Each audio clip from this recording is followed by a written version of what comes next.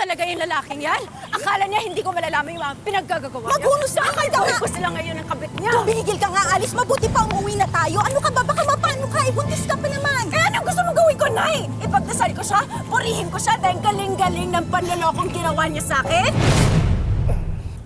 Matagal ka pa ba? Akin na yan! Ha? Total, ako na ang may hawak nitong gunting, ha? Mabuti pa umuwi ka na. Ako na susugod sa kanila. Akong kakalbo sa dalawang yon. Ikaw, magpahinga ka na dahil may dinadala ka at saka pagod ka pa galing sa Japan. Kaya ko to, Nay. Kung meron sa amin na mas dapat magpahinga, sila yun ang kabit niya. Magpahinga sila habang buhay. Wait! Ano ba? Alice! Wait. Wait, ito. Alice! Man! Love! Nag-text yung handler ko. Kasama raw ako sa mga model na napili ng designer na sinasabi ko sa'yo. Congrats. Kahit ka ba? Huwag ka na magtampo. Man, minsan lang dumarating sa akin yung gantong opportunity, di ba? Kaya naku. Kaya ako na ata magpa-facial. Love, may budget ka ba? Kasi na-max out ko na yung credit card ko eh. Sige. Transfer ka na mamaya. Thanks, love! Oh, ano to? So, tuloy na natin? Sigurado ka, ha? Bilisan mo, ah. Alice! Walang hiya ka! Malandi! Alice? And who are you? Alice! Alice! Hoy! Hoy! Hoy! Tama na! Kung ayaw na sa kapatid! Let go of me! Alice! Hoy! Alam mo naman, matandahan ka! Tama na! Mahirap mahawa sa kababuyan ng mga yan! Baka mag-amoy-baboy ka rin! Halika na! Umuwi na tayo! Hindi kayo aalis. Masakit pa alin ko. Bakit di ba ako? Hoy! Ano ba? Tingin mo ba? Tama na! Tama na! Mo, Leo! Ang kapal na mukha ng babaeng to. Hoy, Leo, sino ba yan? Ako? Sino ako? Ako lang naman ang girlfriend yung pinapatungan mo, kabit ka!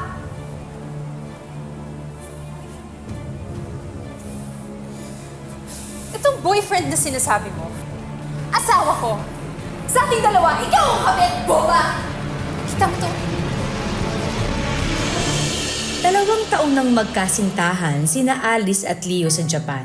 Pero ang hindi akalain ni Alice, hindi pala siya ang legal na partner dahil isa pala siyang kabit. Ha? Paano nangyari?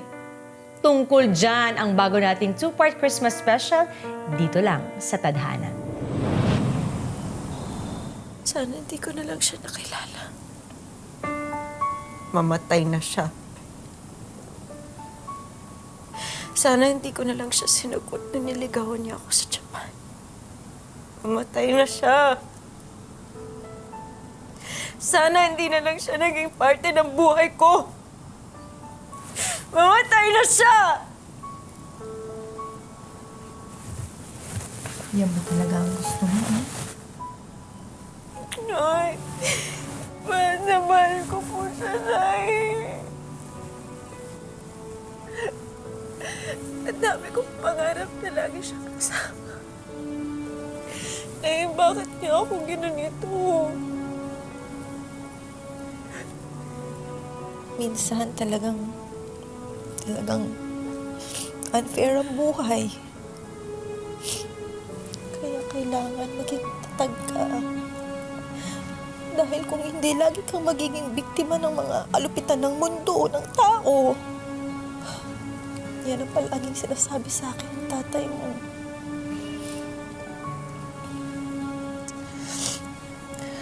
Sige, kukuha kita ng gatas, ha?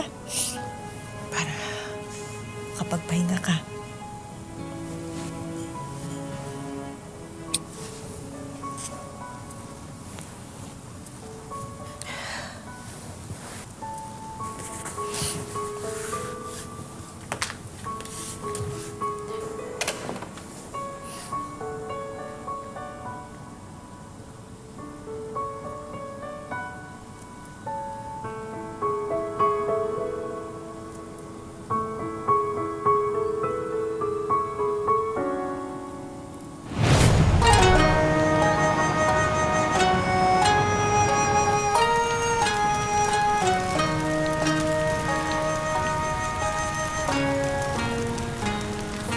bigla mo naisipang pumunta rito?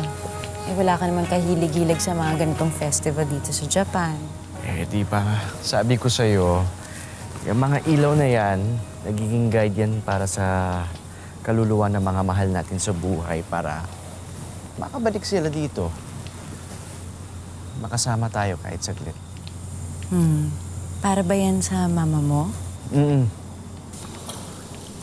Gusto ko lang humingi ng guidance kay Mama para sa gagawin kong desisyon ko sa buhay. Anong desisyon? May nag-pirate kasi sa akin na architectural firm sa Pilipinas. Paano tayo? Gusto mo bang doon na lang din ako sa Pilipinas magturo? Mahal, hindi mo na kailangan gawin yan. Ikaw talaga. Ikaw lagi nag-a-adjust sa atin, no? Eh, paano yung mga gusto natin gawin?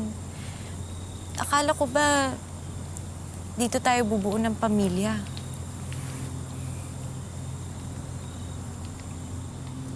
Mahal, mag-iipon lang ako.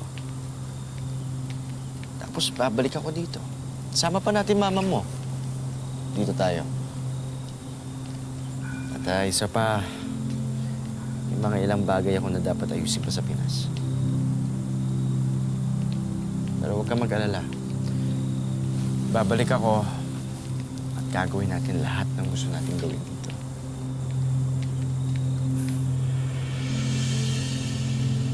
Sige.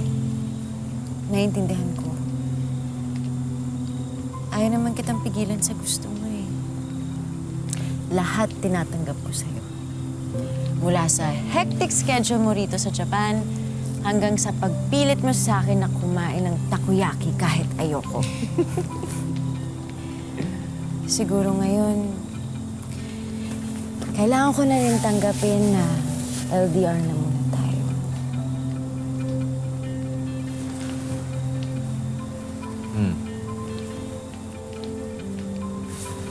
Para sa'yo. Sinulat ko sa papel na yan ang mga wedding vows ko kapag kinasal tayo. Kaya sana, kapag hawak mo yan, maalala mo na hindi ko bibitiwan ang pangako ko sa'yo. Pero ikaw naman mangangako sa akin, ha? Huwag mo bubuklatin yan hanggat hindi tayo kinakasal. Totoo. Mangako ka. Sige.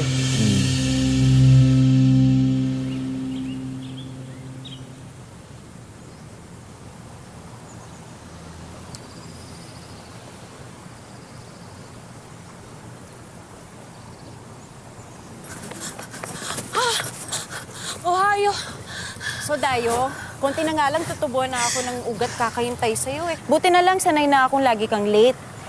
Pareho lang kayo ni Leo. Yun naman, laging late mag-reply. Minsan inaabot ng 2 araw. Mukhang hindi pa siya sanay gumamit ng social media. Friend, sa tingin ko, may dahilan. Kaya kahit gumawa ng social media account si Leo mo eh, Nande? kasi friend, baka may ibang babae yung boyfriend mo. Hindi nakakatawang joke yan, ah. Tsaka may FB na siya ngayon, no? At ikaw lang ang friend. At saka ginawa niya lang naman yun, di ba friend, nung umuwi siya sa Pilipinas. Ano gusto mo palabasin, ha? Eto, tignan mo. Nakita ko yan. Binigay sa akin yun ng kaibigan ko sa Nagasaka, yung pinuntahan ko kanina. Actually, ayaw ko nga maniwala, pero chinek ko eh. Pero parang totoo, iisa lang ang picture nila. At saka sweet.